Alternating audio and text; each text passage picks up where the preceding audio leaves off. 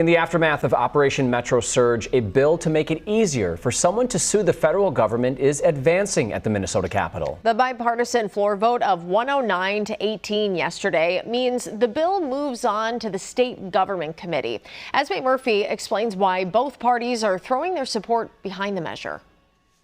It's scenes like this, violent clashes on Minnesota streets and the shooting death of Renee Good and Alex Pretti, that prompted Representative Jamie Long to introduce the bill to make it easier to sue the federal government and win, collecting not only damages, but attorney's fees. Right now, people are saying that going through the federal process for collecting damages or, again, claiming your rights were violated is a very difficult measure to do. So instead, what's being proposed at the state level is that maybe you could sue at the state level in state court for violations of federal law. Professor David Schultz has submitted written testimony in support of the proposed law. This is not just a progressive proposal. Republicans have also sued the federal government and collected damages and fees.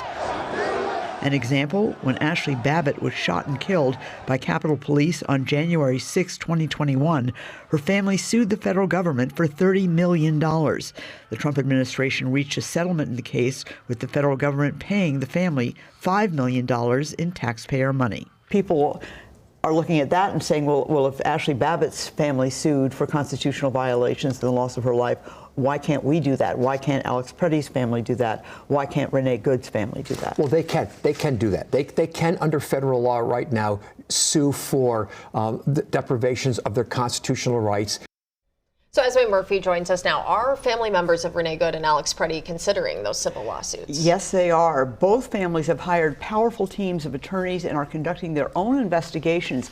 In Renee Good's case, her family attorneys are the same ones that George Floyd's family used to sue the city of Minneapolis, and they were able to get that family a $27 million settlement. As you mentioned in your story there, the Trump administration agreed to a $5 million settlement in the Babbitt case. Is there any indication they would be receptive to a settlement similar for Good or Pretti? You know, there is absolutely no indication at all. In the Renee Good case, the Justice Department has not even opened a civil rights investigation into her shooting death. And you may remember Vice President J.D. Vance said immediately after Good's killing that the agents involved had complete immunity. In the Alex Pretti case, the Justice Department has opened a civil rights violation case, which strongly suggests that the federal government is seeing the two fatal shootings very differently. For perspective, the Trump Justice Department opened a civil rights investigation into the killing of George Floyd 4 days after George Floyd was killed. Do any other states have similar laws? So this would be allowing for suits to be brought in state court against the federal government? Yes, they do. California, Colorado, Illinois, Maine, Massachusetts, and New Jersey. New York has a similar law that's been proposed but not yet enacted. Okay. Thank you, Esme. Appreciate it. You can see more of Esme's conversation right now or anytime by going to our YouTube channel. You can search for Talking Points.